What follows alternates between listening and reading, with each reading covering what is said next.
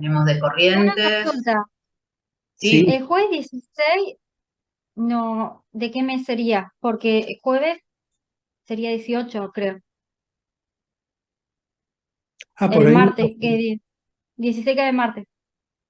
Puede ser que me haya equivocado cuando armé la Sí. diapositiva también. Es jueves, creo que 8, ¿El 11? ¿El 11 o el 18 pero de junio, ¿eh? Esto es de junio. junio? Ah, Sí, bueno. pero no es el 16, Martín. No, tampoco. Lo cambiamos después. En el Sí, programa está correcto. No sé si te lo mandé a vos. Creo que sí que te avisé. sí, lo Es, había, de es hecho jue- lo discutimos, tenés razón. claro, es jueves, creo que es jueves 8 de junio. Así que hay tiempo. Es casi al Sí, final de va a la haber tiempo, por eso se los quiero mandar. La idea es que tengan tiempo de prepararlos, no, no va a ser de una semana para la otra. No, no, Pero no. bueno, busco bien y de última mañana se lo confirmo, no se preocupen. Sí, no me acuerdo si era Mm. jueves 8 o viernes 9 cuando te tocaba a vos. Son los 2 días presenciales. Un día es para vos y el otro es para dos médicas que vienen con casos clínicos. Perfecto. Bueno, mañana termino de confirmarles eso, chicos, perdón. No, no hay problema. Bueno, Eh, ahora sí. Gracias por la consulta. Bien, bueno, ahora vamos a comenzar con las partes. Estas son clases bastante generales sobre traducción de la señal. En particular, hoy vamos a ver en una primera parte hormonas proteicas, luego la parte de control de calidad y quedarán hormonas esteroideas para mañana. El tema es, a ver, en la medida que los organismos se organizaron como conjunto multicelular complejo relacionado de, digamos, estructura o células eucariotas en complejos más superiores, estas células comenzaron a comunicarse y a adquirir funciones diferenciadas, relaciones diferenciadas, y estas capacidades evolutivas, si se pueden decir, permitieron un funcionamiento armónico, un desarrollo coordinado del organismo que hace que funcione como un todo. Eso es gracias a que se puede establecer un diálogo. Y cuando hablamos de un diálogo es porque estamos hablando que existe una información que se va a transmitir y esa información es una señal. Va a ser un diálogo fluido entre diferentes grupos de células donde una va a responder a la otra y esto se va a caracterizar porque va a haber grupos especializados de células que van a poder comunicarse y de esa manera van a poder coordinar funciones. Eh, Esto implica, como en toda comunicación, de que exista un diálogo donde va a haber un emisor, donde una célula va a elaborar un mensaje, esto es lo que se denomina molécula señal, luego va a existir una respuesta a ese mensaje, eso va a ser producto de la existencia de un receptor, que es este receptor se va a encontrar en la célula que va a responder a la primera. Esta va a generar moléculas, señales, va a permitir generar, dar efectores, que en definitiva es lo que nosotros hablamos como respuesta biológica. Como toda comunicación, por lo tanto, podemos resumirlo en etapas donde tenemos la célula emisora, libera la señal, luego un mensajero químico que difunde. Esta puede ser, acá lo que estoy mostrando en esta diapositiva es una comunicación entre dos células particulares, que ustedes seguramente la deben reconocer, que son las neuronas. Bueno, acá vemos como el neurotransmisor se transporta, se libera, difunde, interactúa con la segunda célula blanco y la interacción de este mensajero químico con el receptor va a generar una respuesta, como puede ser, por ejemplo, la despolarización de la neurona postsináptica. Bien. Eh, Los sistemas de señalización lo vamos a poder clasificar en función de los diferentes mensajeros involucrados. Entonces tenemos el sistema nervioso, que se caracteriza por tener dos tipos de mensajeros, como son las pequeñas moléculas neurotransmisoras, ustedes se deben acordar de acetilcolina, o el ácido gamma-aminobutírico, o también los neuropéptidos, que son péptidos pequeños, que son secretados por las neuronas en la sinapsis y son transportados incluso en la sangre como neurohormonas.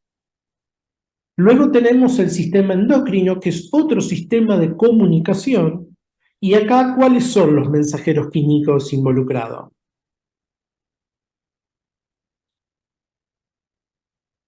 ¿Qué piensan ustedes? ¿Cuáles son los mensajeros que van a dar la comunicación entre las células del sistema endocrino? Las hormonas. Exactamente. Las hormonas son las secretadas por la célula endocrina que, por lo general, vamos a ver que no siempre es así, se transportan en la sangre hasta las células blanco. ¿Y cuáles son los mensajeros químicos del sistema inmune?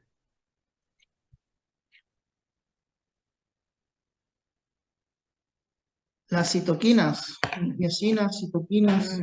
En general le llamamos citoquina, que son moléculas, estas se caracterizan por ser moléculas proteicas pequeñas y por lo general lo que hacen es regular la comunicación entre células del sistema inmune. En general estoy hablando porque regulan otras cosas. Dentro de la citoquina tenemos los factores de necrosis, las interleuquinas, los interferones, los factores estimulantes de colonia, etc. Con respecto a las hormonas, el concepto hormona en realidad deriva del año 1905 y fue por Starling que ustedes por ahí les suena Starling porque la ley de Starling era la que fue uno de los que describió lo de la contracción cardíaca.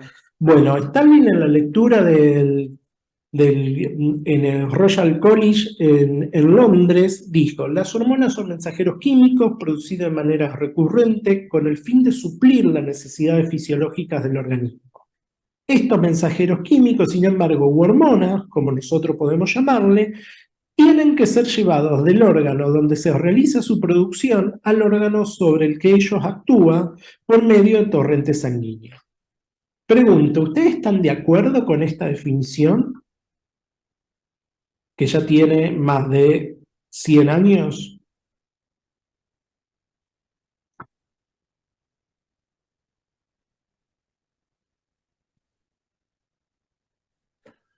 Y en parte sí.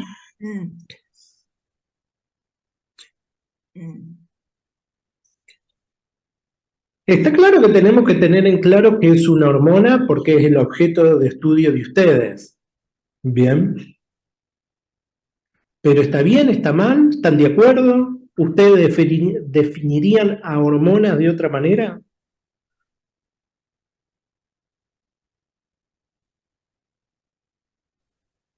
Quizás me resuena a mí producidos de manera recurrente.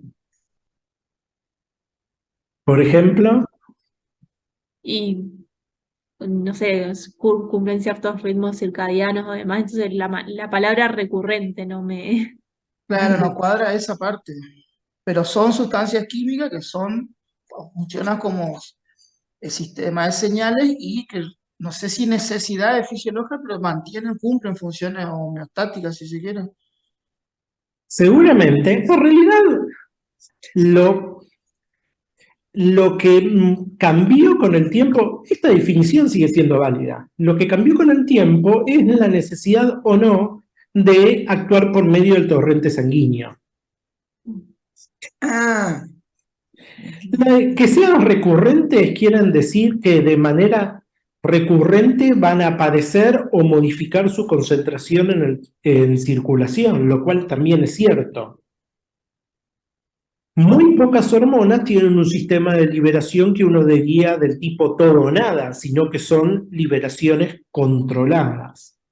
Con lo cual, esta definición de Starling no es muy desacertada, de hecho es bastante válida para la actualidad.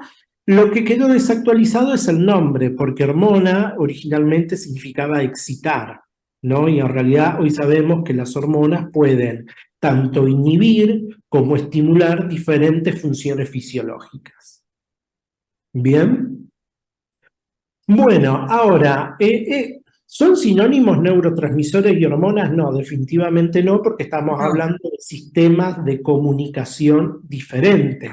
Pero un mensajero químico único, ya sea un péptido o una amina, puede ser secretado por una neurona, como un neurotransmisor, como tenemos acá, en esta parte. Si yo señalo, ¿ustedes ven? No. Sí, sí, Sí, vemos. se ve. Ah, Sí, bueno. Bueno, entonces, un mismo mensajero, por ejemplo, dopamina, puede ser secretado por una neurona, neuronas que van a ser dopaminérgicas, y por lo tanto va a actuar como un neurotransmisor o una neurohormona, que son las hormonas secretadas por neuronas. Ahora, la dopamina también puede ser secretada por células endocrinas, entonces vamos a estar hablando de una hormona propiamente dicho, una hormona de tipo clásica para nosotros. Fíjense que hay muchísimos ejemplos de cómo un mismo mensajero puede actuar como neurotransmisor, neurohormona u hormona clásica. O uno de los dos, como en estos casos, las encefalinas, neurotransmisor y hormona clásica. ¿Bien? No me voy a detener en cada una de ellas porque es algo que se va a ir viendo en la carrera. Entonces, yo dije que por ahí Starling quedó un poco desactualizado en cuanto a los mecanismos generales de comunicación, de qué modalidades de interacción o de comunicación puede hacerse a través de la célula. Ustedes deben haber escuchado endocrino, parácrino, autócrino y octácrino. ¿Quién me lo define?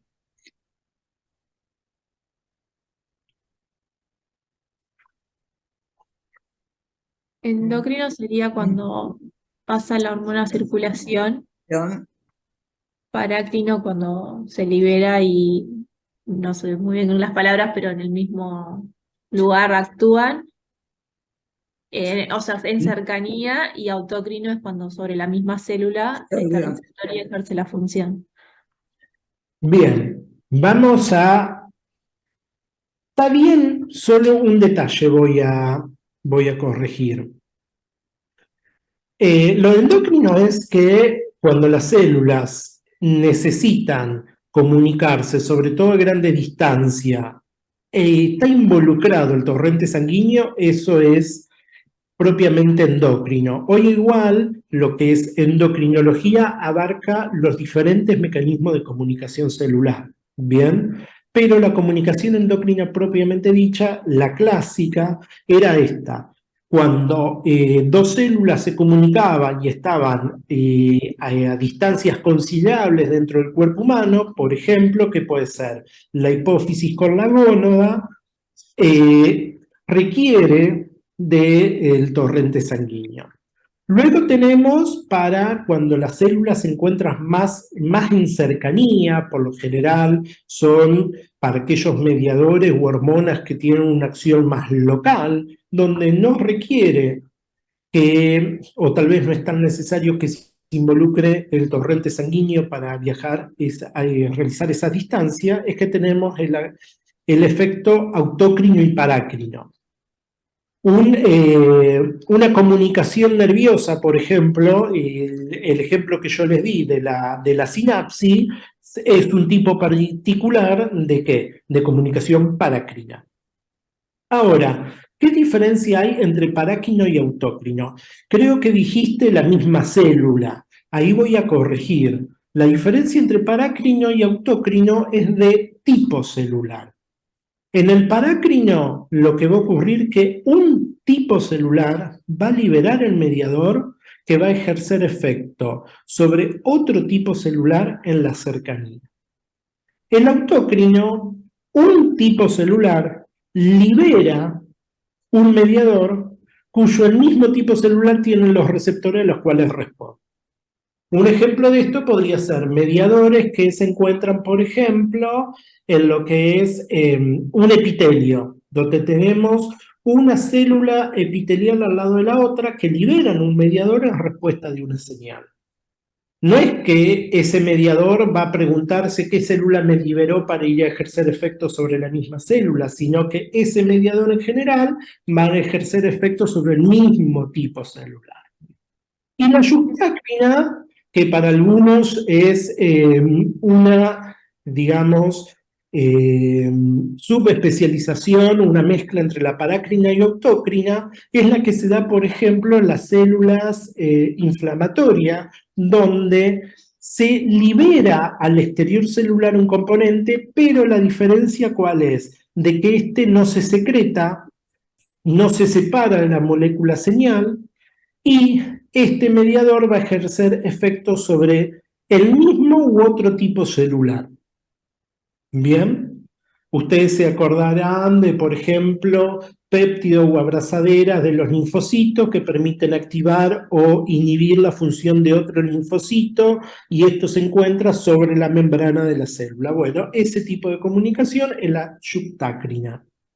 E incluso podríamos sí definir un quinto tipo de comunicación, y ahí sí es la que corresponde a la misma célula, que es la intracrina, que no se secreta, sino que se sintetiza, y ese mediador ejerce efecto dentro de la misma célula a través de interactuar con un receptor y modula, por lo tanto, la actividad biológica de esa célula en particular. ¿Bien? ¿Alguna duda hasta acá?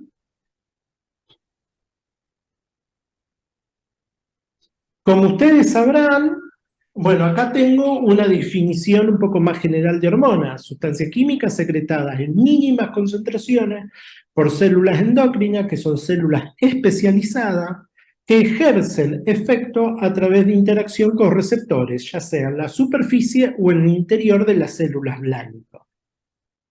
Acá, a diferencia de Starling, lo que cambiamos es que ya no decimos que necesita ir el torrente sanguíneo, sino que ya sabemos, como les mostré, que las hormonas pueden ejercer un efecto endocrino, parácrino, octócrino, yuxtacrino o intracrino. ¿Bien? Acá, ustedes ya a esta altura, que me imagino que trabajan la mayoría de ustedes en hormonas, recordarán que las hormonas las podemos clasificar de acuerdo a su estructura, en hormonas polipeptídicas o proteicas, que tenemos, por ejemplo, la insulina, las gonadotrofinas, que más tenemos la arginina, vasopresina, oxitocina, los péptidos reguladores hipotalámicos, antimulerianos. ¿Bien? Tenemos las esteroideas, que son todas derivadas del colesterol y estructuras relacionadas, como las hormonas adrenales, las gonadales, pero también tenemos el 3-alfa-diolglucurónido o la 1,25 de hidroxivitamina D.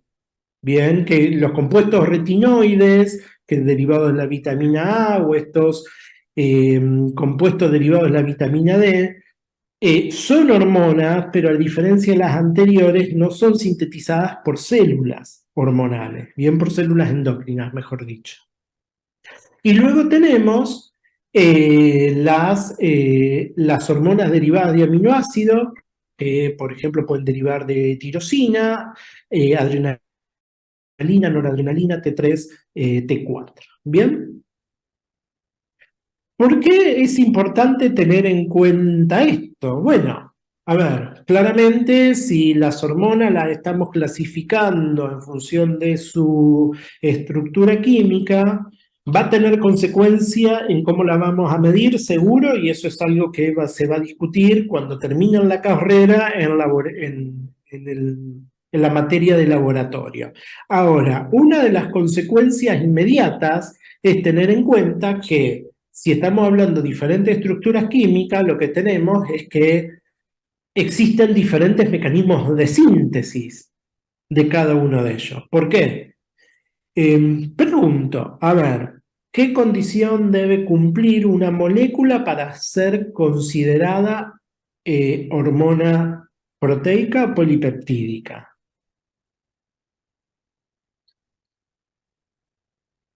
Y tener distintas estructuras de la proteína.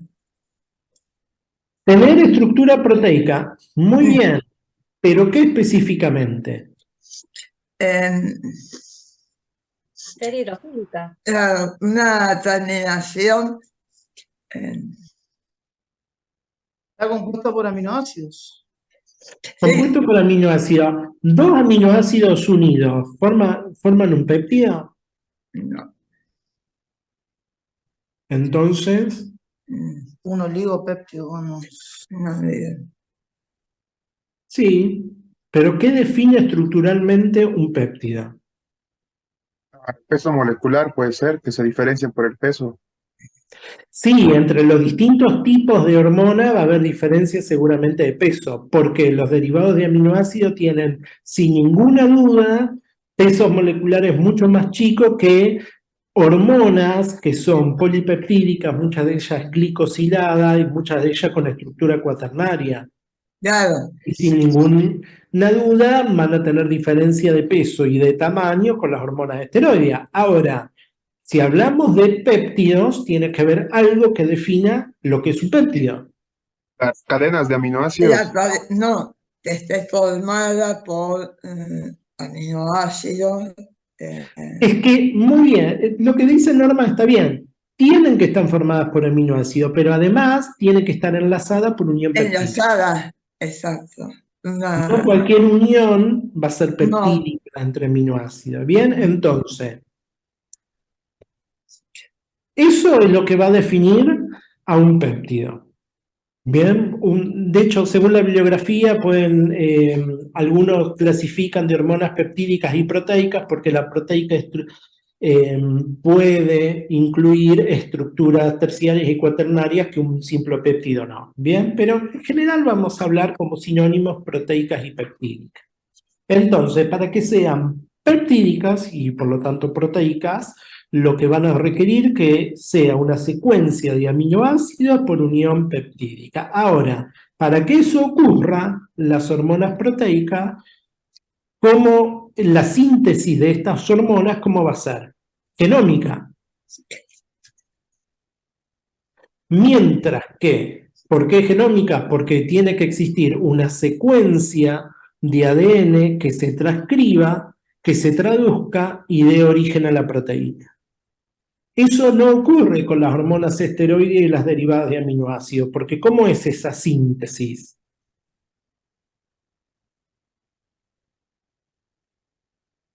La síntesis de hormonas esteroides y derivadas de aminoácidos, en este caso se muestran los derivados de tirosina, proviene porque- del ciclo pentano peridofenanteno, es distinto. Exactamente.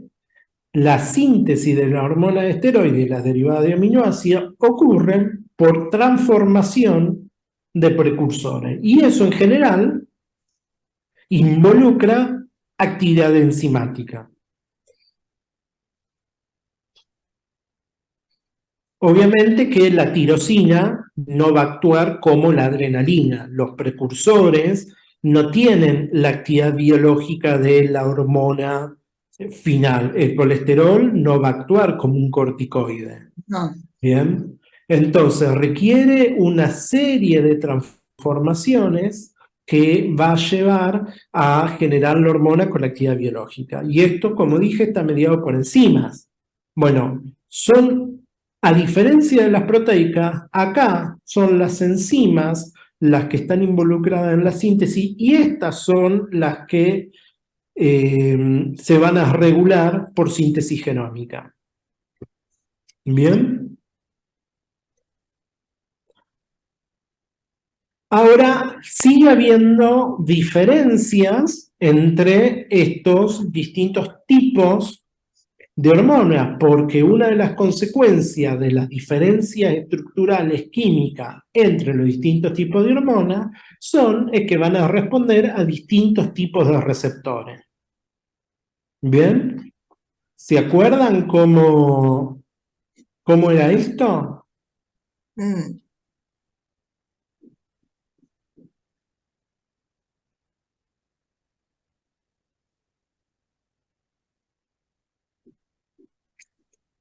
Los receptores pueden estar en la membrana o receptores nucleares. Perfecto. En el caso de las hormonas proteicas, Mm, ¿dónde van a encontrarse los receptores? En la membrana. En la membrana. Esto tiene que ver porque los péptidos, una vez que se sintetizan y se secretan, pasan al torrente sanguíneo. El transporte es otra diferencia.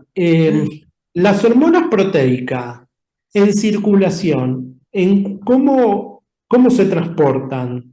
¿Tal cual como se producen o se asocian, ¿se acuerdan cómo era eso? mm, Las hormonas proteicas por lo general circulan tal cual se producen, porque si sufren glicosilación que regula su actividad biológica u otros tipos de proceso, por lo general eso ocurre en el sitio de síntesis.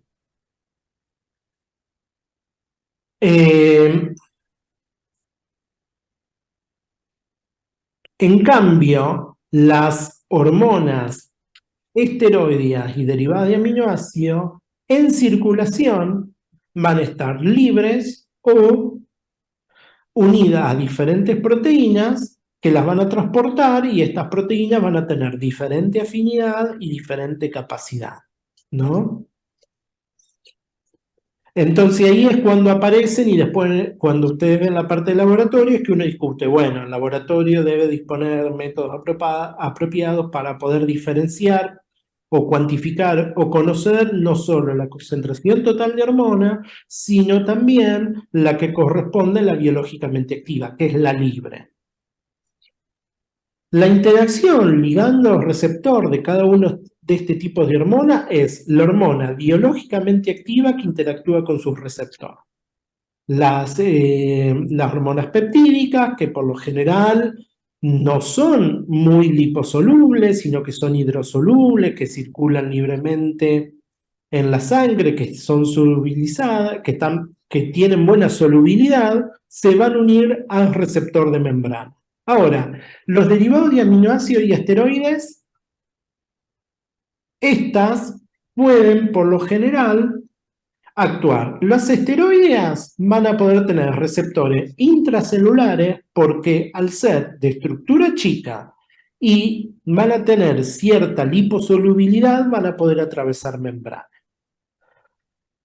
Los derivados de aminoácidos, fíjense que tienen cargas polares en su estructura.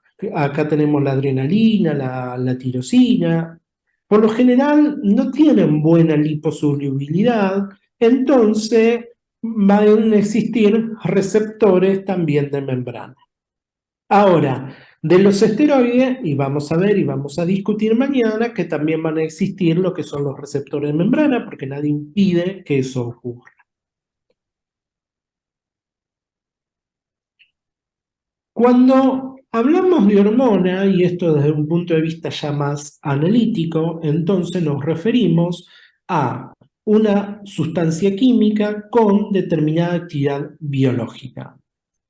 Por lo tanto, una consecuencia de estos conceptos que le estoy dando hoy es que cuando se busque medir una hormona, vamos a buscar medir aquella estructura química que correlacione con su actividad biológica. Si, vuelvo para atrás, las peptídicas se sintetizan a partir de una preprohormona que ya vamos a ver que van a dar origen a una hormona madura, se va a buscar, se van a desarrollar inmunoensayos, por ejemplo, que tengan especificidad para la forma activa y no para sus precursores o metabolitos. Es lo mismo que va a ocurrir con, por ejemplo, las hormonas esteroideas. Si tenemos inmunoensayos que van a reconocer estructuras de precursores, van a ser de baja especificidad. ¿Bien?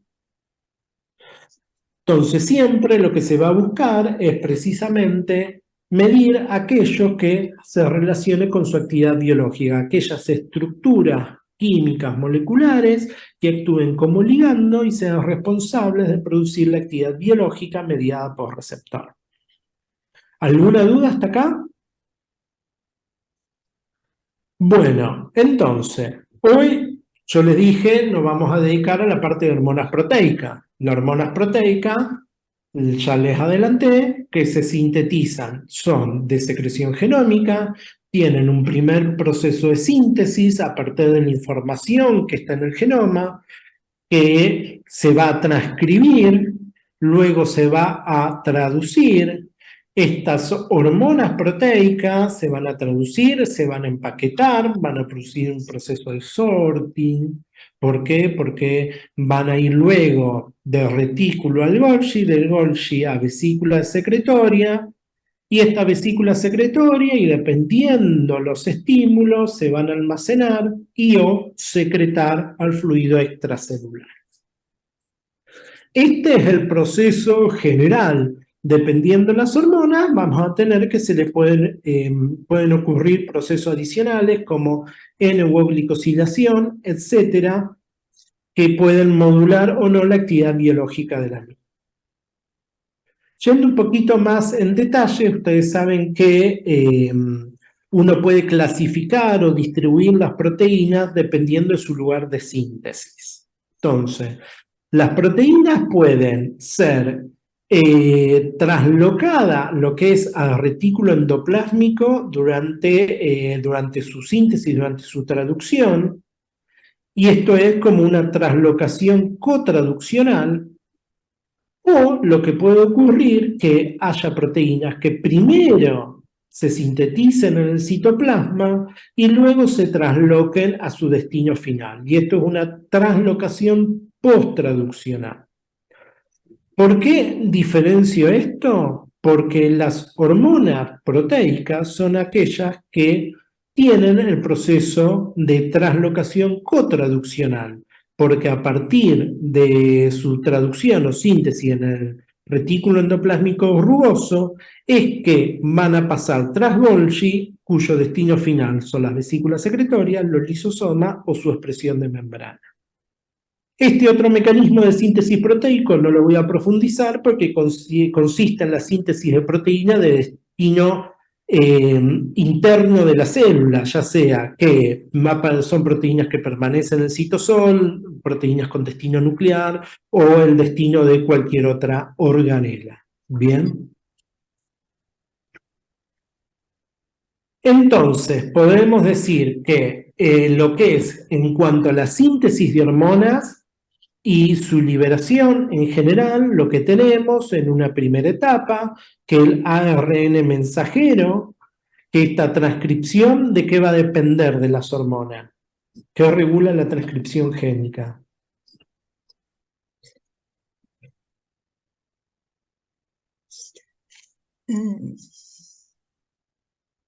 Que la célula endocrina esté dotada de los factores de transcripción requeridos para activar la transcripción del gen correspondiente. Una vez que se activa la transcripción, lo que va a ocurrir es que el mensajero que se va a unir a los ribosomas va a dar origen a esto, a la pre-pro-hormona. ¿Se acuerdan por qué es pre-pro-hormona?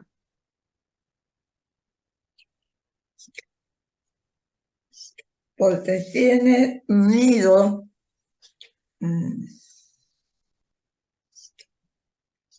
algunas proteínas.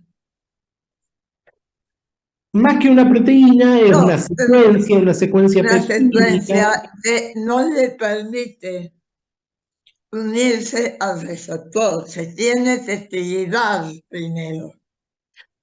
Va a ser pre-prohormona y es Bueno. pre porque lo que va a tener que es un péptido, una secuencia señal, que quiere decir que esa proteína es de exportación.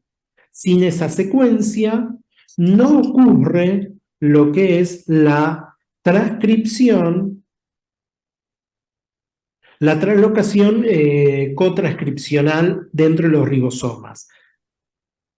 Esto es lo que da origen al retículo endoplásmico rugoso, el retículo endoplásmico con los ribosomas pegados. Este péptido señal, dentro de la secuencia de aminoácidos, va a hacer que la cadena se dirija hacia la luz del retículo y ahí adentro las peptidasas van a liberar este péptido. Y esto tiene un sentido, porque lo que va a hacer es que el péptido señal dentro de la secuencia de aminoácidos bloquee, entre otras cosas, por ejemplo, su plegamiento. Ahora, una vez que se cliva el péptido señal, que es lo que va a dar origen a la prohormona se va a transportar del retículo endoplásmico hacia el Golgi. Acá puede producirse también diferentes procesos de maduración peptídica y tras el Golgi lo que ocurre es que se van a distribuir en las vesículas de secreción y estas vesículas van a contener otros péptidos, otras proteínas como enzima, donde por cambios, entre otras cosas, concentración de iones, de pH vesicular, etc., ocurre lo que es el clivaje de la prohormona dando origen a la hormona activa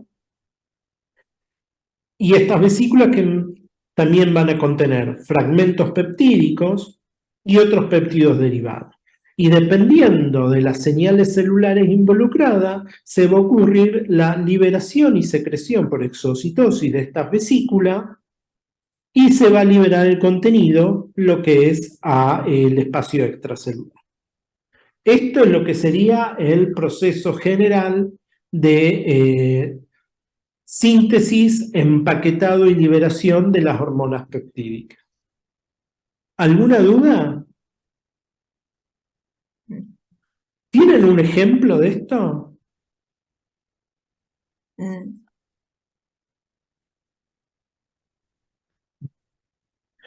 Quisiera entrar. Ahora les voy a dar yo un ejemplo. Antes quisiera entrar en un detalle en particular, que es el modelo del sistema de exportación, que en realidad es un poco más complejo de lo que parece. Hoy se conoce muchísimo, y es que en la medida que comienza la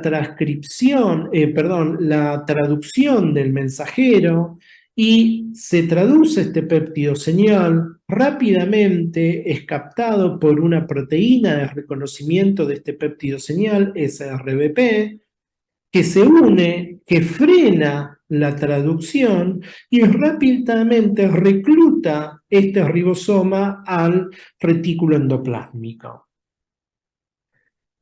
Una vez que esto hace, y esto lo hace por interacción con el receptor de SRBP, ubica al ribosoma con el traslocón en la membrana del reticular, y esto va a permitir, en un tercer paso, que se abra el traslocón y comience la traducción. Entonces, hay la traslocación, esto es lo que yo me refería con traslocación cotraduccional. Y fíjense que acá ya se encuentra el péptido señal, que inmediatamente cuando trasloca cliva y por lo tanto permite que el péptido ingrese, y ya sin el péptido señal ocurre el folding o digamos que adquiera la estructura correspondiente. ¿Bien? Por lo general, estas proteínas, como dijimos, ¿qué características tienen del punto de vista químico? ¿Lipofílicas o hidrofílicas? ¿Liposolubles o hidrosolubles? Hidrosolubles. Bien. Esa característica de estas proteínas, sobre todo de exportación, se dan no cuando la secuencia es lineal, sino cuando adquieren el plegamiento adecuado. Y por lo general, como estamos en un contexto hidrosoluble dentro del retículo, ocurre de una manera bastante espontánea. ¿Bien? Ahí pasan a las distintas estructuras. ¿Cómo? Si ahí pasan en estructura terciaria, cuaternaria, ahí. Puede ocurrir ahí o más adelante, en realidad. Lo importante es que porque la estructura cuaternaria muchas veces se dan por la sumatoria de péptidos que interactúan entre sí, diferentes subunidades. Mm, Y eso requiere la traducción de diferentes subunidades. Acá estamos hablando de una estructura no lineal, sino de una estructura secundaria donde, por ejemplo, adquiere el plegamiento adecuado de ese péptido, ¿no? Ahora, el plegamiento de las proteínas dentro del retículo, yo dije que se da de una manera lo más espontáneo posible, pero ustedes pueden ver acá que comienza la traducción y se cliva el péptido final. Ahora, muchas veces el plegamiento exige una secuencia de aminoácidos un poco más larga para que se estabilice en una estructura correspondiente. Dentro del retículo endoplásmico lo que va a haber son proteínas de tipo chaperonas que se van a unir, como un ejemplo de ello es VIP, que en realidad hoy en día se le conoce más como GRP78, interactúan con estos péptidos nacientes y lo van a estabilizar hasta que adquiera la estructura correspondiente. En realidad, VIP puede actuar, digamos, lo que tiene VIP o este GRP78 es dominios o sitios de reconocimiento de zonas hidrofóbicas de las proteínas. Contra ello es lo que tiene afinidad. Y una vez que estas proteínas se pliegan, donde enmascaran esos dominios hidrofóbicos y se adquiere una estructura más hidrofílica, entonces se disocian de VIP y la proteína ya está lista para ser exportada. Yo les pregunté de un ejemplo porque uno de los ejemplos típicos es lo de la insulina. Nosotros tenemos que la insulina es una hormona proteica que la sintetizan las células beta del islote de Langerhans del páncreas, ¿no? Bueno, ¿por qué está compuesta? ¿Se acuerdan? Por dos cadenas.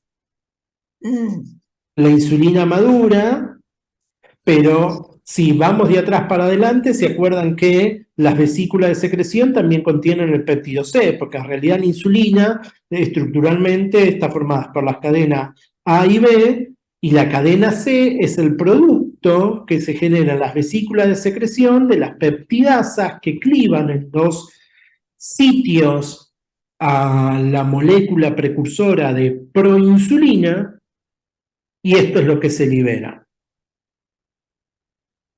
Más adelante entonces tenemos el gen de la insulina, que se transcribe al transcripto de la insulina, que luego esto se traduce en el retículo endoplásmico rugoso, y acá lo que tenemos es la preproinsulina, que luego la preproinsulina se cliva el péptido señal, entonces queda la proinsulina, y esta proinsulina migra retículo endoplásmico rugoso, Golgi, vesículas de secreción. ¿Bien? Ahora, ¿se acuerdan que como las vesículas tenemos insulina y péptido C? Eso es equimolar, porque por cada partícula de insulina se libera péptido C.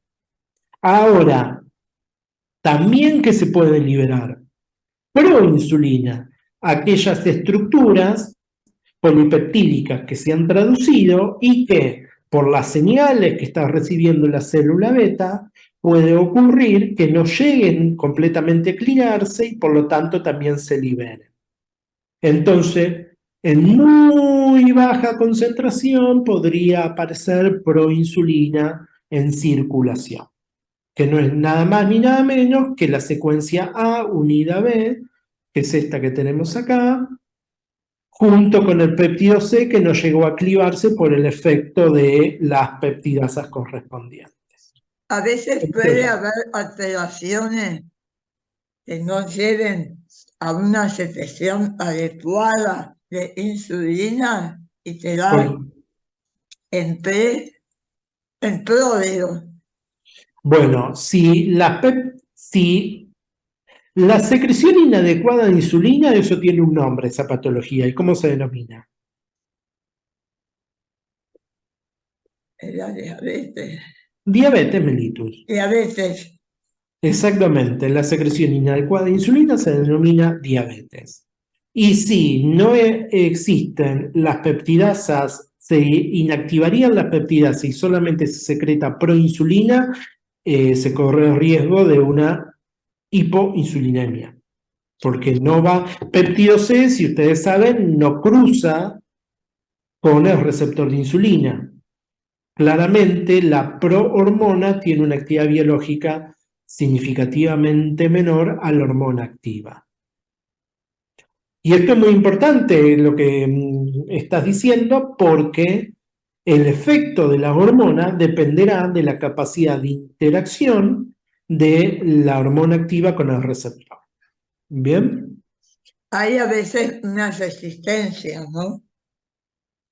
Sí, esos ya son defectos del receptor, o sea, Claro. es cuando el mensajero funciona, la hormona funciona, pero no funciona el receptor. Igualmente, cuando hablamos de diabetes, estamos hablando de una alteración en la secreción de insulina de grado variable, absoluta más en tipo 1 y relativa en tipo 2. ¿Bien? Entonces, lo que tenemos es que las células blanco van a detectar las hormonas mediante receptores y a partir de la unión ligando-receptor, que es mediante la unión de la hormona, podemos decir ligando, se van a formar este tipo de interacción, por lo general ligando-receptor, son de tipo débiles, no covalente y transitorio. Eso es importante que lo tengamos en cuenta, porque ocurre también en la neurotransmisión. Cuando se libera el neurotransmisor, ejerce efectos sobre el receptor de la célula vecina, sobre la neurona posináptica, y por difusión puede terminar el efecto. Por estos efectos tienden a ser trascientes mediante interacciones débiles. No son interacciones ni covalentes ni fijas ni perdurables. Si fueran así, también estaríamos en presencia de patología, porque sería un efecto no regulable. Al ser transitorio, es lo que permiten que sean efectos, se obtengan efectos deseados y regulados. ¿Bien? Acá lo que muestran en esta diapositiva es que existen distintos tipos de receptores de comunicación intracelular. Lo podemos clasificar en dos grandes superfamilias: los receptores de membrana o los intracelulares. Los receptores de membrana son los unidos a canales, como pueden ser los receptores nicotínicos, los de acetilcolina, receptores de membrana asociados a tirosinquinasa, ya sea por actividad del receptor intrínseca o asociada a una proteína con actividad tirosinquinasa, receptores a hormonas asociadas a proteína G, y eso va a dar origen, dependiendo qué tipo de proteína G y qué segundo mensajero habilite, tenemos subgrupos, ya sean los que utilizan AMP cíclico, GMP cíclico, fosfolipasa C, y dentro de los intracelulares podemos tener receptores citosólicos, que son los de clase 1, o directamente nucleares. Por lo tanto, la hormona ahí debe no solamente ingresar a la célula, sino ingresar dentro del núcleo y luego de su interacción con el receptor nuclear, generar el efecto biológico correspondiente. Si yo tuviera que comparar, por lo general, la afinidad de los receptores por su ligando específico, por supuesto, por su hormona específica, es mayor para las hormonas que para los neurotransmisores. ¿Por qué? Porque si uno compara la concentración, las hormonas por lo general llegan a las células blanco diluidas en sangre, mientras que los neurotransmisores se liberan en alta concentración en la sinapsis. Bien. Vamos a ver un poco de generalidades. Sé que esto es una parte aburrida, la tengo que dar, pero ustedes seguramente la conocen. Los receptores intracelulares no me voy a detener mucho más porque es algo que vamos a ver, hormonas esteroidea, en la clase de mañana. Estos receptores intracelulares exige que el ligando tenga cierta característica lipofílica, de tal manera que pueda difundir a través de la membrana plasmática e interactuar con su receptor. Es este complejo ligando-receptor que puede actuar como factor de transcripción, va a activar a la proteína, al receptor, en este caso es de cortisol. La unión del cortisol al receptor de cortisol va a hacer que este cambie su conformación, y al cambiar su conformación puede traslocar el núcleo y actuar a través, como factor de transcripción, por ejemplo, en la modulación de la expresión génica. Y de esa manera ejerce su efecto biológico. Esto a grandes rasgos, vamos a ver ejemplos particulares mañana. Estos receptores denominados intracelulares, algunos los llaman receptores nucleares, si uno compara estructuralmente, tienen estructura similar, pertenecen a la misma superfamilia y van a ver que tienen dominios característicos o compartidos, los receptores tanto de hormonas esteroideas como las tiroideas.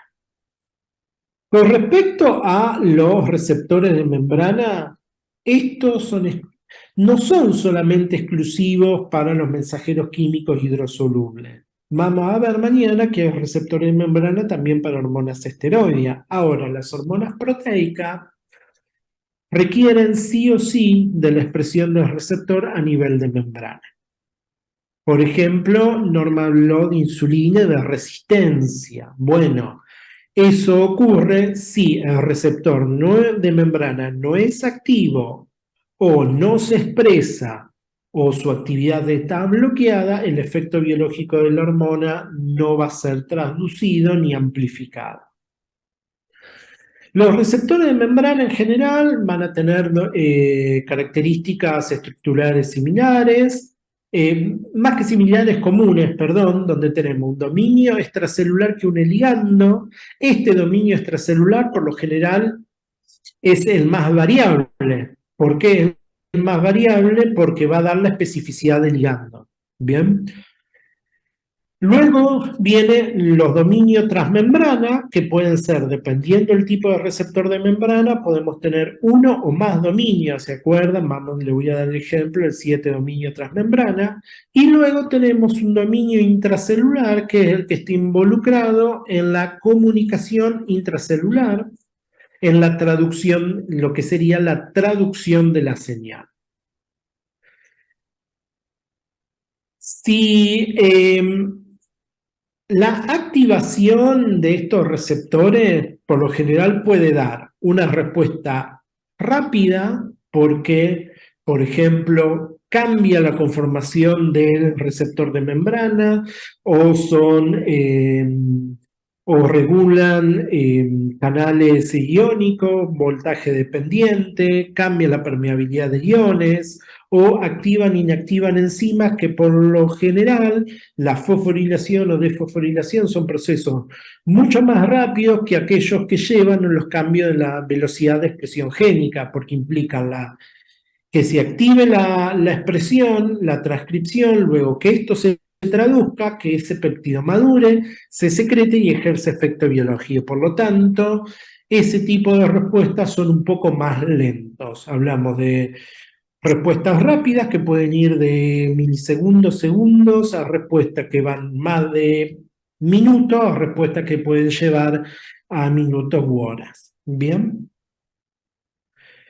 Entonces, yo le hablé de los receptores de membrana asociados a canales iónicos. Este tipo de receptor, acá lo que le estoy mostrando, un ejemplo que es el receptor de acetilcolina.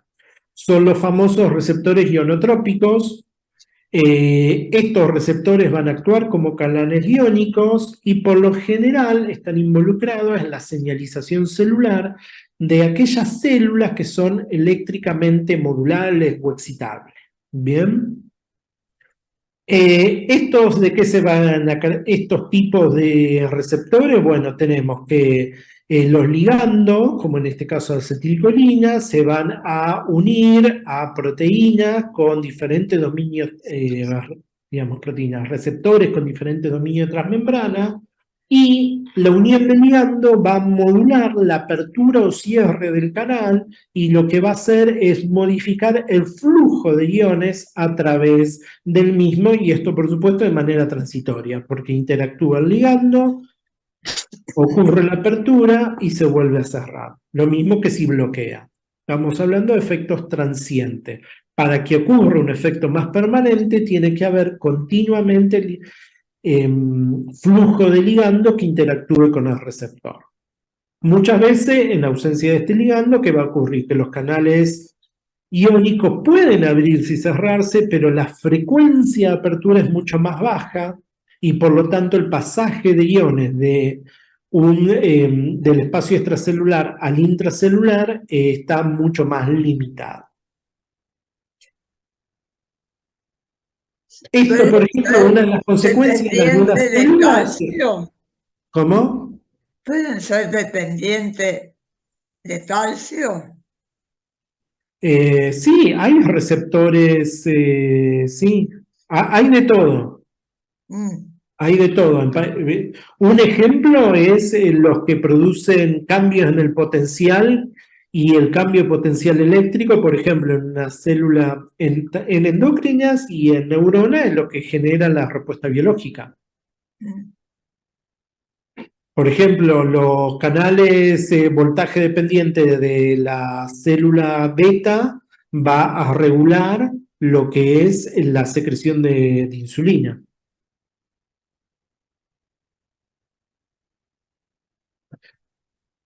Luego tenemos los receptores de membrana asociado enzima. Yo les dije que pueden existir dos, que son los receptores con actividad enzimática intrínseca o aquellos que están asociados a proteínas con actividad enzimática. Son diferentes modalidades. En este caso, la interacción ligando-receptor, la activación en este primer caso, lleva a que el receptor y en su dominio intracelular se active su función enzimática, por lo general tirosinquinasa. Luego tenemos los que están asociados a proteínas con actividad enzimática, es que luego de la unión ligando-receptor, lo que va a ocurrir es que hay cambios conformacionales que lleven a que el receptor interactúe con enzima a la que a través también de su dominio intracelular, y eso va a llevar a que estas enzimas cambien su actividad enzimática. Por lo general yo le dije que son receptores con actividad o asociados con proteínas tirosinquinasa. O sea, cuando hablo de tirosinquinasa les recuerdo que estamos hablando que son actividades enzimáticas que catalizan la fosforilación de un determinado sustrato. O sea, la fosforilación, por ejemplo, en tirosina. Si no, sería serina trioninquinasa cuando la fosforilación ocurre en otro tipo de sustrato. ¿Bien? Yo le doy el ejemplo de tirosinquinasa porque es el más conocido, pero sepan que existen receptores que presentan otro tipo de actividad. Acá les muestro un ejemplo. O sea, con actividad tirosinquinasa los más común son, por ejemplo, los que regulan los factores de crecimiento. Aquí está mostrado el factor de crecimiento epidérmico, pero también el fibroblasto, el derivado de plaqueta. O sea, son receptores, fíjense que en general estamos hablando con factores u hormonas que regulan lo que es la proliferación celular. ¿Bien? Y acá, ¿cómo es el mecanismo? Luego de la unión ligando-receptor, fíjense que ocurre la oligomerización del receptor, se une el receptor, se acerca los dominios catalíticos de los receptores, y esto permite, al estar cerca de estos dominios, que se fosforilen recíprocamente. Puede ocurrir fosforilación cruzada o autofosforilación, dependiendo del tipo de receptor, Estamos hablando de receptores con actividad tirosinquinasa, entonces vuelvo a decir, esta fosforilación va a ocurrir en residuos de tirosina. Al ocurrir eso, permite que proteínas, como en el caso GRB2, que reconocen estas estructuras fosforiladas, se acoplen al receptor y a esto se le unan diferentes proteínas acopladoras que finalmente van a llevar a lo que es la traducción de la señal.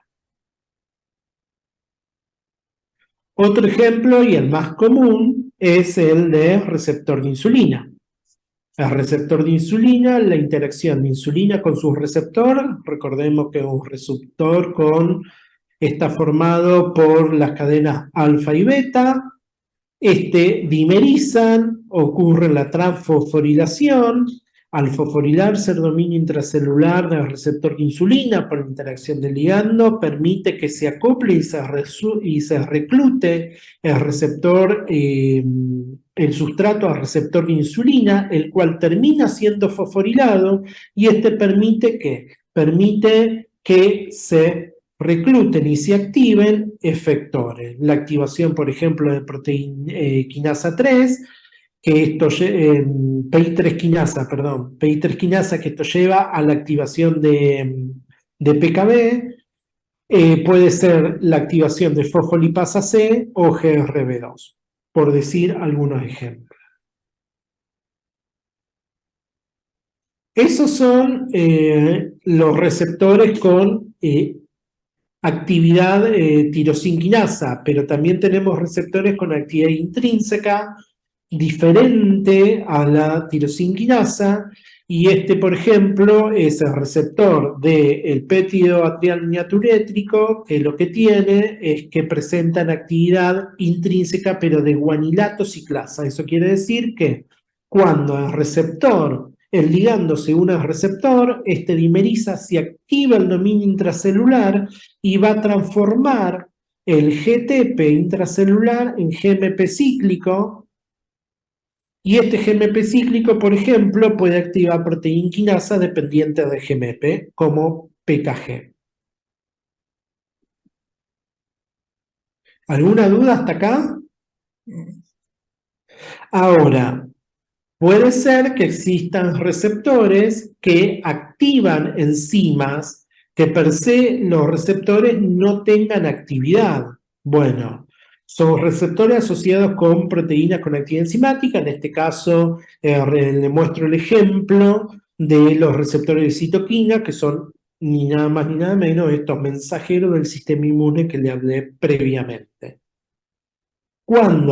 Este es el caso del interferón alfa. Cuando el interferón alfa se une a su receptor, dimeriza y permite el acople de lo que son las proteínas YAG que tienen actividad tirosinquinasa. Y estas proteínas que se acoplan son las que van a fosforilar al receptor y van a permitir que se acoplen proteínas como la STAT, que se van a fosforilar, y estas fosforiladas se disocian, dimerizan y en ese estado fosforilado y dimerizado son las que pueden traslocar al núcleo y actuar como factores de transcripción.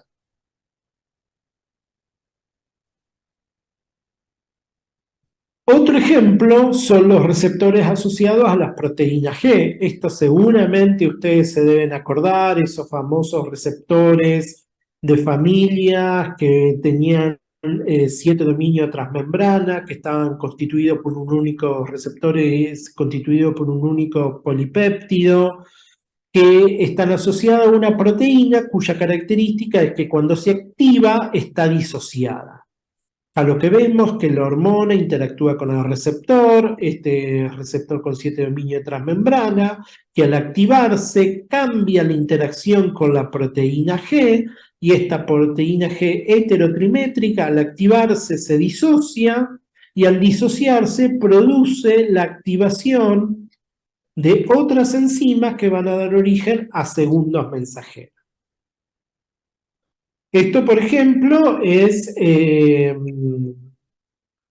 muy común en las hormonas proteicas. tenemos los receptores adrenérgicos, receptores de ACTH, de LH, FSH, angiotensina 2, siguen este tipo de mecanismos. La proteína G en particular, esta proteína G interactúa, tiene una característica que, como yo les dije, cuando está activa está disociada. Pero ¿qué es lo que pasa? La proteína G lo que tiene es que esta proteína G que se asocia al receptor tiene actividad GTPasa. Cuando está unido formando un heterotrimétrico, digamos, es inactivo. Cuando el ligando interactúa con el receptor, lo que ocurre es que cambia la interacción del receptor con la proteína G y produce la disociación de, por un lado, la subunidad alfa del complejo beta y gamma, y este complejo beta y gamma va a generar la respuesta biológica dependiente de los efectores beta y gamma, que va a depender de cada tipo celular.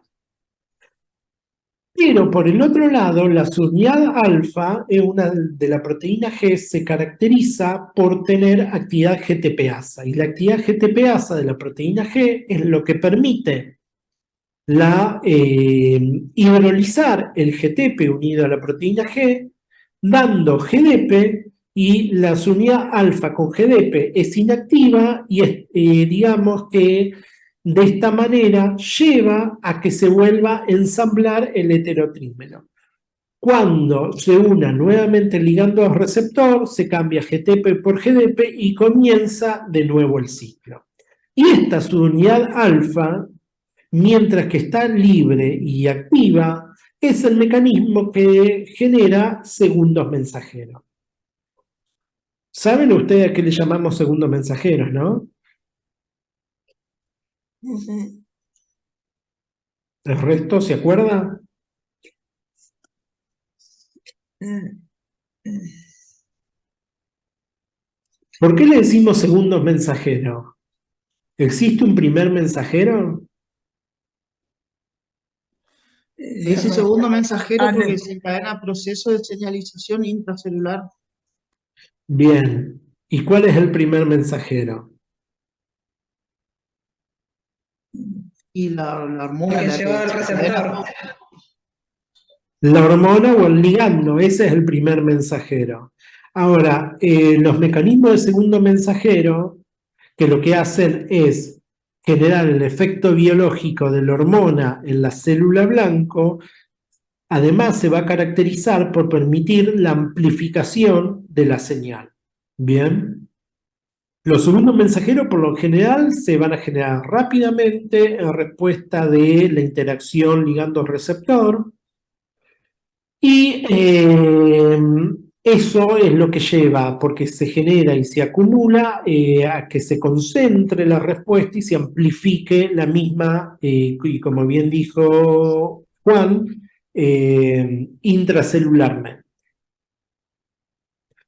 Acá vemos un ejemplo como es cuando yo le mostré previamente, por ejemplo, la subunidad alfa puede activar una adenilatociclasa y la adenilatociclasa cataliza la conversión del ATP en AMP cíclico. En este caso, esta que es una proteína G que activa la adenilatociclasa, el segundo mensajero, el AMP cíclico. Eso, el AMP cíclico es segundo mensajero. Perdón, se me corta la transmisión.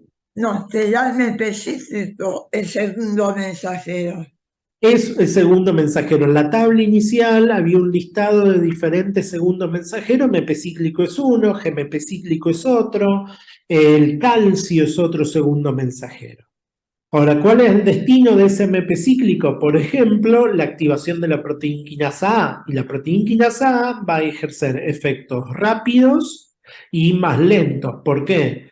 Porque la unión del AMP cíclico a las unidades regulatorias, la proteína quinasa A está formada por dos unidades catalíticas y dos regulatorias. Cada subunidad regulatoria tiene dos sitios de interacción con AMP cíclico. La unión del AMP cíclico a las unidades regulatorias lo que hace es que se libere la subunidad catalítica. Y la subunidad catalítica, la proteína quinasa A, lo que puede hacer es fosforilar sustratos. Entonces, por un lado, lo que va a hacer es fosforilar enzimas, por ejemplo, que regulan el metabolismo.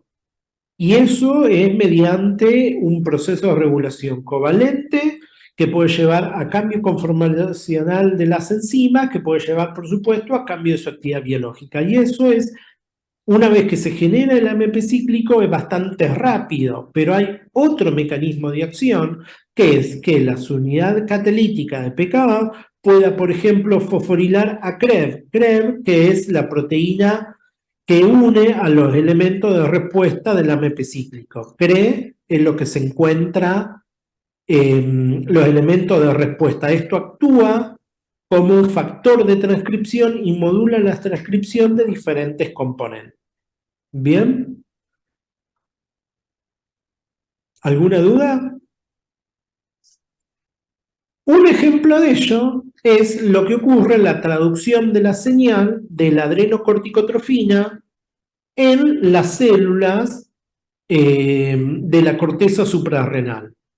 La CTH, cuando interactúa con el receptor de melanocortina asociado a una proteína G, lo que lleva a que la subunidad alfa de la proteína G de la CTH active la adenilato ciclasa ubicada en la membrana plasmática y por lo tanto aumente la concentración intracelular de AMP cíclico. Eso lleva a que la proteína quinasa A de su forma inactiva, pase a su conformación activa y ahí va a ejercer efectos inmediatos porque va a activar enzimas de la biosíntesis del glucocorticoide, luego más subsecuente que llevan un poco más de tiempo porque va a modular a nivel génico la transcripción de genes que codifican para la enzima de la biosíntesis, pero si ustedes saben que los niveles de adrenocorticotrofina se mantienen elevados en el tiempo, esto va a llevar a que exista una activación del receptor de melanocortina de manera más prolongada,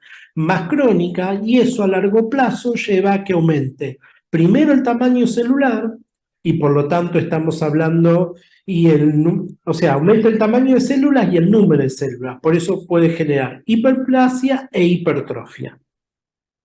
Y esto va a estar mediado en parte por un mismo segundo mensajero. ¿Se entendió? Con respecto a las hormonas que actúan mediante proteína G, se van a poder clasificar en función de con qué tipo de proteína interactúan y el efecto que producen. Tenemos entonces los receptores a glucagón, adrenalina, CTH, que yo mostré, que la unidad alfa de la proteína G es estimulatoria y lo que hacen es estimular a la adenilato ciclasa y por lo tanto el segundo mensajero es el AMP cíclico. Luego tenemos las proteínas denominadas proteínas G inhibitorias o GI, como la adrenalina, acetilcolina, dopamina, serotonina, que en realidad lo que hacen es inhibir la actividad de la adenilato ciclasa y como segundo mensajero lo que ocurre es una disminución de la concentración intracelular de AMP cíclico. Luego están lo que son la G-alfa-Q, que en realidad activan fosfolipasa y catalizan la hidrólisis, por ejemplo, de fosfolípidos de membrana.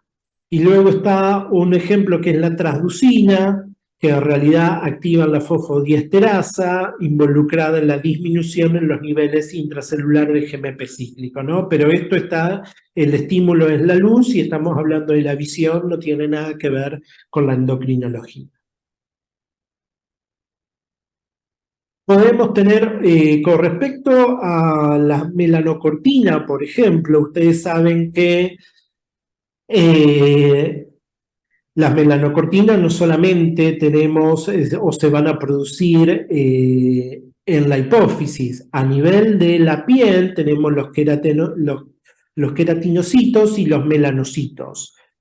Por la luz o la radiación UV puede llevarse a que se transcriba la propia melanocortina, que eso cuya procesamiento de la propia melanocortina va a dar origen a un péptido que es la melanocortina.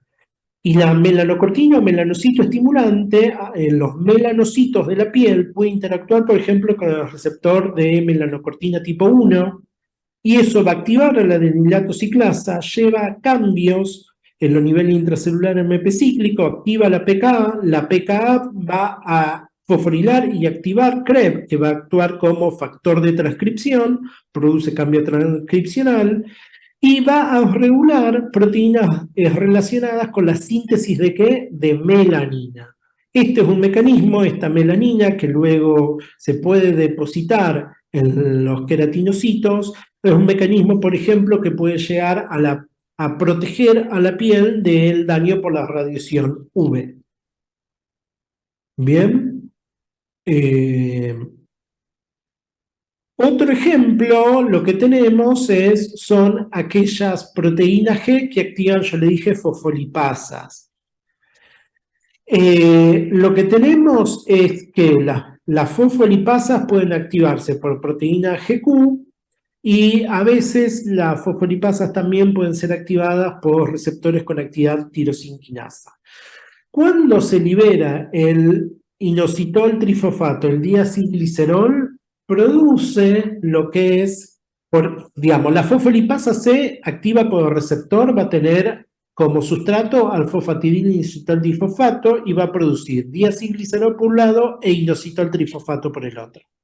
El diacilglicerol va a activar la que es la proteinquinasa C y el inositol trifosfato se va a unir a receptores ya sea de membrana o por ejemplo de retículo endoplásmico, y al unirse el inositol trifosfato a estos receptores aumenta el flujo y la concentración de calcio intracelular. Entonces, ocurre una movilización de los depósitos intracelulares en algunos tipos de células, aumenta el flujo del extra al intracelular de calcio, y eso se une a la PKC, que además va a estar anclada a membrana por el diacilglicerol. Fosfolipasa C, PKC, acuérdense que es por calcio. Bien, y por lo tanto, este calcio y el diacilglicerol actúan como segundos mensajeros para activar proteinquinasa, que luego va a tener efectores, los cuales va a regular. Bien. Acá lo que le muestro es cómo es en realidad la interacción de la proteinquinasa C, que lo que va a ocurrir es que requiere, por un lado, la proteinquinasa C está en solución e inactiva, pero una vez que aparece el diacilglicerol en membrana por acción de la fosfolipasa C, es que dominios, el C1A, C1B lo va a reconocer, cambia conformacionalmente la proteinquinasa C y al unirse el calcio permite que el dominio, en este caso el que se muestra acá con azul, se libere y tenga actividad. Y de esta manera se desbloquea por este cambio conformacional la región catalítica, ya que este es un pseudosustrato, digamos, deja de bloquear ese pseudosustrato el sitio activo de la enzima y por lo tanto la proteinquinasa C queda activa. Ahora, no todas las proteínas G son heterotrimétricas, existe un grupo de proteínas G que unen nucleótidos de guanina también, y que presentan actividad de GTPasa, pero son monoméricas y pequeñas, ¿no? Por ejemplo, RAS, que no sé si han llegado a escuchar. Estas proteínas que pequeñas como RAS están por lo general involucradas en procesos de proliferación y diferenciación. Hay otras como RHO, etc. Y estas proteínas G monoméricas... Perdón. Perdona, ¿puedes repetir el nombre de la proteína? Sí, RAS, RO, son proteínas, Ah, proteínas G pequeñas, que son monoméricas. En la bibliografía pueden aparecer como pequeñas proteínas G. Y estas tienen actividad GTPasa.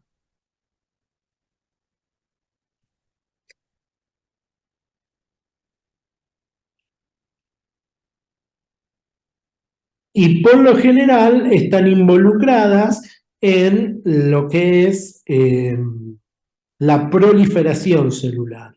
Entonces, cuando se une el ligando receptor, pasa la pequeña proteína G de una forma inactiva a activa con el GTP unido y luego, y con otras proteínas asociadas, se produce se cliva GTP, se pasa GTP por GDP y vuelve a su forma inactiva. Esto, mutaciones en proteínas pequeñas, en proteínas G pequeñas, por ejemplo, puede dar origen al desarrollo de tumores.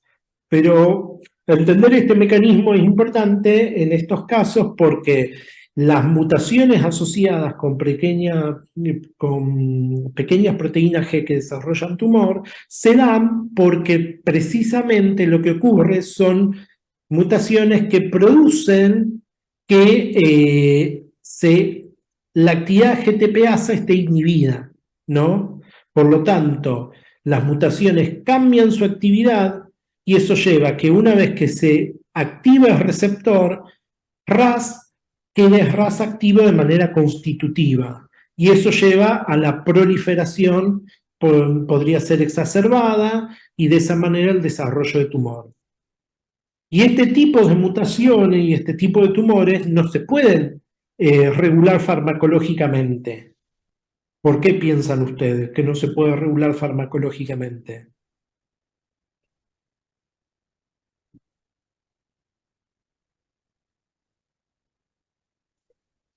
a ver, No se puede regular farmacológicamente y no haber fármacos destinados a modular esta actividad biológica porque la actividad enzimática por la mutación se perdió. No hay fármacos que doten actividad enzimática. Los fármacos son inhibidores de actividad enzimática.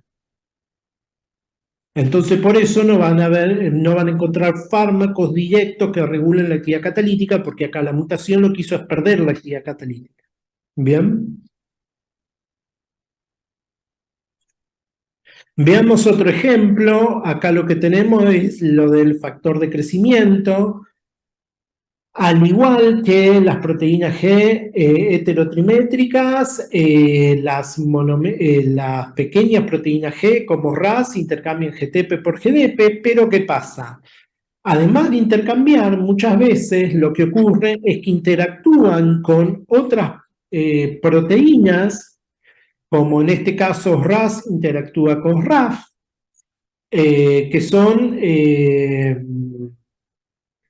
digamos, efectores de RAS, y estas también tienen, digamos, actividad, cambian a ATP por ADP, van a fosforilar a MEC, y MEC, a través, va a fosforilar a efectores como ERK, y ERK puede actuar como factor de transcripción. Entonces, ¿por qué se los traigo acá? Porque son estas proteínas RAS que dentro del interior celular pueden actuar en cascada a través de otras proteínas. Fíjense que todas estas son proteinquinasas, porque a partir de ATP fosforilan a sustratos específicos, y esto es lo que se denomina la cascada de las MAP-quinasa, ¿no? Que mediante fosforilación y desfosforilación puede regular la actividad de proteínas, de enzima o de factores de transcripción. Entonces tenemos que diferentes estímulos y receptores que van a activar a la MAP quinasa, que regulan a MAP quinasa, que regulan a MAP quinasa como ERK, Jung, etc. Y estos son efectores, muchos de ellos factores de transcripción que pueden modular. Por ejemplo, la hipertrofia, la contractilidad, el remodelamiento celular, la apoptosis, y muchos de ellos están involucrados, si hablamos de proliferación también en el desarrollo, por ejemplo, de tumores, porque dentro de los estímulos tenemos los factores de crecimiento, factores mitogénicos, etc. Bien, esto es como a grandes rasgos lo que, digamos, la idea de esta clase es a grandes rasgos ver los distintos tipos de receptores y sus segundos mensajeros. ¿Alguna duda hasta acá?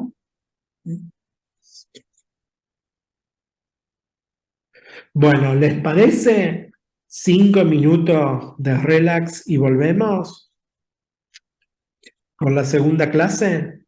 Ujú. Bueno, son las 18:40, nos vemos 18:50. ¿Les parece bien? Sí. Súper. Bueno, entonces nos vemos en 10 minutos con la siguiente clase. Pueden quedarse conectados si quieren o apagar la cámara.